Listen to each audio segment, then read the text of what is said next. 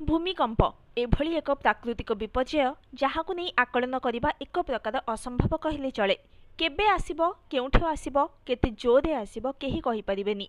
किछि दिन तले म्यांमार भूकंप भीषण विपर्यय घटाइथिबा बेले आकलन करा जाउछि जे भारत को भी रहिछि भूमिकंपर भय। छोटमोट नुहे बड़ भूमिकंप आशंका आसीपारे। गवेषक माने एहाको कहउछन्ति ग्रेट हिमालयन अर्थक्वेक, जहाँकि आगामी किछि वर्ष किंबा किछि दशंधि भितरे केबे भी आसीपारे। हिमालय फॉल्ट लाइन जोगु नेपाल और तिब्बत सहित भारत मध्य भीषण भाव में प्रभावित हो पारे। उत्तर भारतर बहु राज्य एपरिकी किछि उत्तर पूर्वांचल राज्य मध्य एथिरे व्यापक क्षतिग्रस्त हेबार आशंका रही।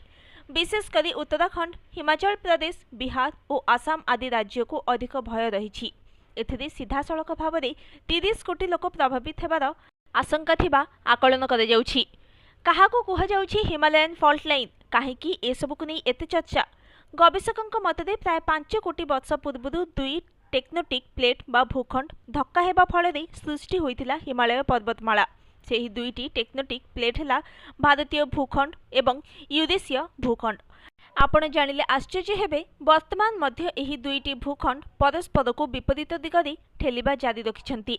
इंडियन प्लेट वर्ष को 5 सेंटीमीटर उत्तर पूर्व दिगरे घुंचुची एवं यूरेशियन प्लेट उत्तर दिगरे वर्ष को 2 सेंटीमीटर घुंचुची। एहा द्वारा यूरेसीय भूखंड वर्ष को 4 मिलीमीटर चेपा हो जाउथबा कुहा जाउछि। एथि सहित दुईटी भूखंड घर्षण फल पृथ्वीर बाह्य स्तर में सही अंचल चाप मध्य वृद्धि पाउछि। यह केबे भी विस्फोरक रूप नहीं पारे एवं रिक्टर स्केल रे 8 तीव्रतार बड़ भूकंप आसीपारे बोली आकलन करुछन्ति गवेषक। दुईटी भूखंड मध्य फाट को कुहा जाए फॉल्ट लाइन। तेबे हिमालय फॉल्ट जोगु पूर्व मध्य भारत और पड़ोशी देश में अनेक थर भयंकर भूकंप आसिबार नजर रही। Bureau report, news today.